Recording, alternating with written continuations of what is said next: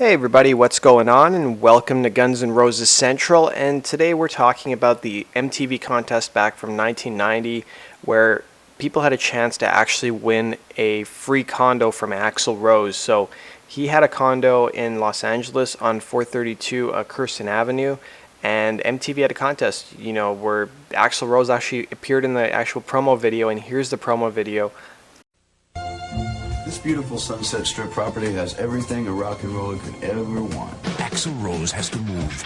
A bar, a barbecue, and a pool within throwing distance. To a quieter place where he can collect his thoughts. The bed's never been slept in. I'm not saying it hasn't been used, it just hasn't been slept in. Away from the noise of angry neighbors. This wall's only been smashed once. Some guy's head, but it's been repaired. It's like new now. Evict Axl Rose. Take possession of his condo, his furniture, his stereo, and his aura. If these mirrors could talk. And after you move in, Axl will throw you a housewarming party. So send a postcard to MTV's Evict Axl contest or pick up the phone and call. And someday soon, all this could be yours. You can have the pad. I'm keeping my aura. This MTV contest brought to you by British Knights Athletic Footwear and Carefree Sugarless Gum. Now, I've always heard the question, did anybody ever win this contest? And yes, there was a winner.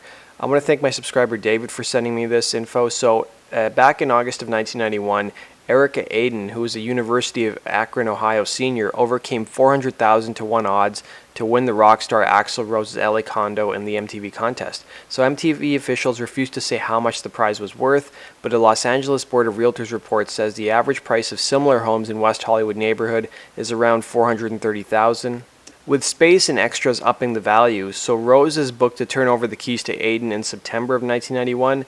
Of her plans for the condo, Aiden, who was 21 at the time, said, "I haven't really thought ahead yet." So this was the same condo where Axl Rose was arrested in 1990 for allegedly hitting his neighbor over the head with a wine bottle and throwing her keys off the balcony of his condo. Here's the MTV News Report from that day. Attention. God, I feel needed and wanted. Love.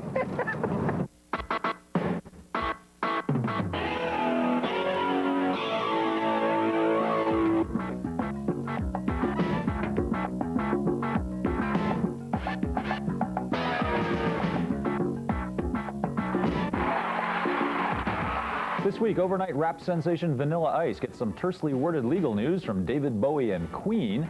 Rockers of the 90s speak out about what may soon be the war of the 90s in the Middle East, and alternative music runs riot in Manhattan.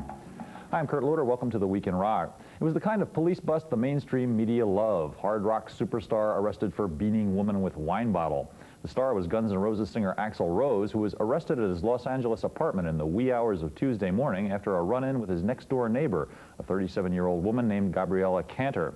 She charged that Rose had shouted at her when she came home at about 2:30 in the morning, tossed her condo keys off the 12th floor and down to the ground, and then took a wine bottle she was carrying and hit her in the head with it.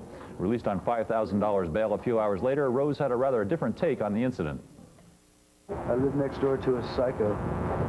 Yeah? She went off on you, man? She's been going on for a couple of years now. Yeah? Yeah. But what do you want from her? What can you say, huh, man?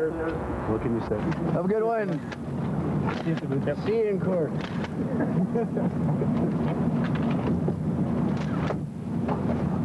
We've been unable to reach Ms. Cantor, who has an unlisted telephone and no attorney of record with the police, but we did speak to Axl Rose on the phone a few hours after his release, and here's his side of the story. I was sitting here at home with a friend of mine, Dave Lank, and his fiancee, Kane, and my wife, Erin, was asleep.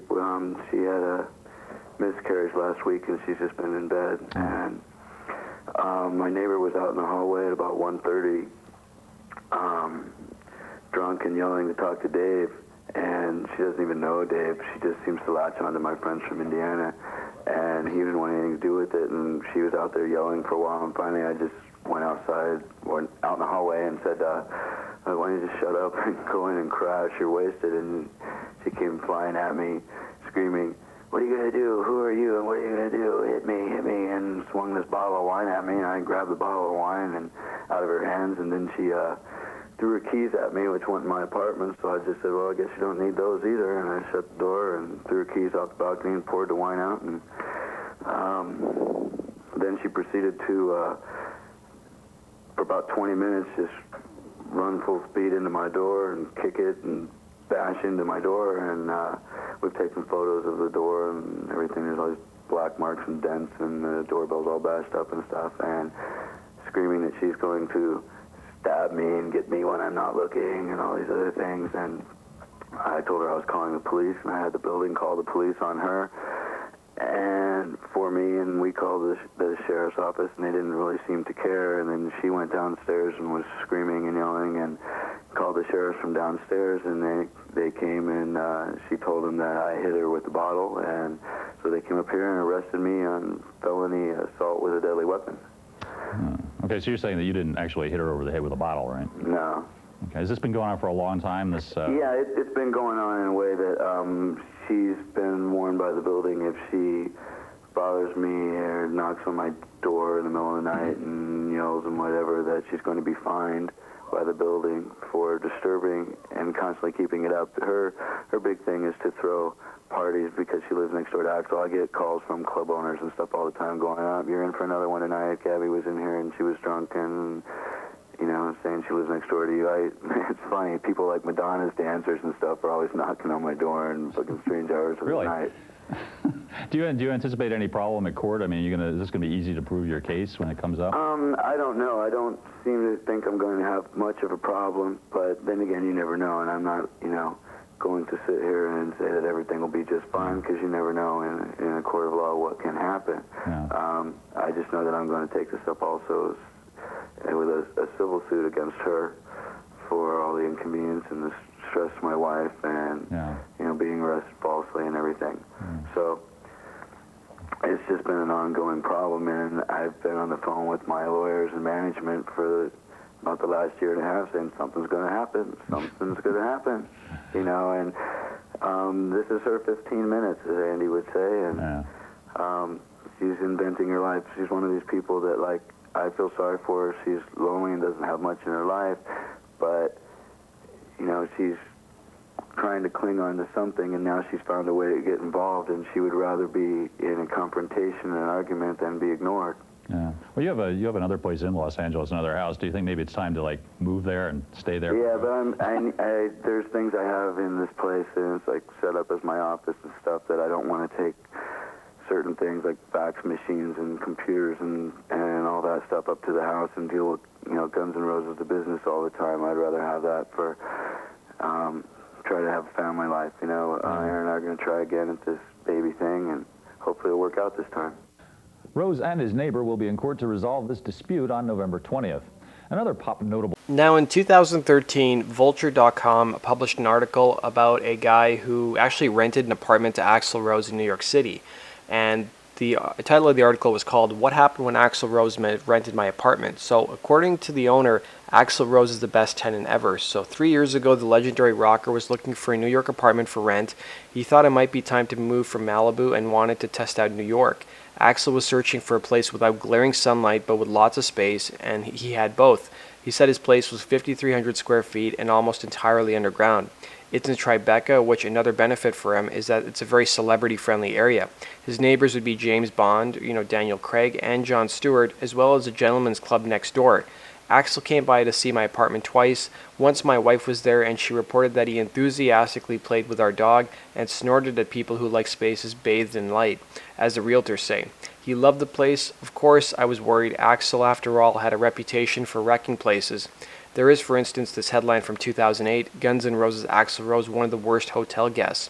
But he was said to have reformed as he aged. By the time he inspected my apartment, he was almost 50 years old and getting the belly to prove it. He'd apparently developed a respect for property rights, those of others included.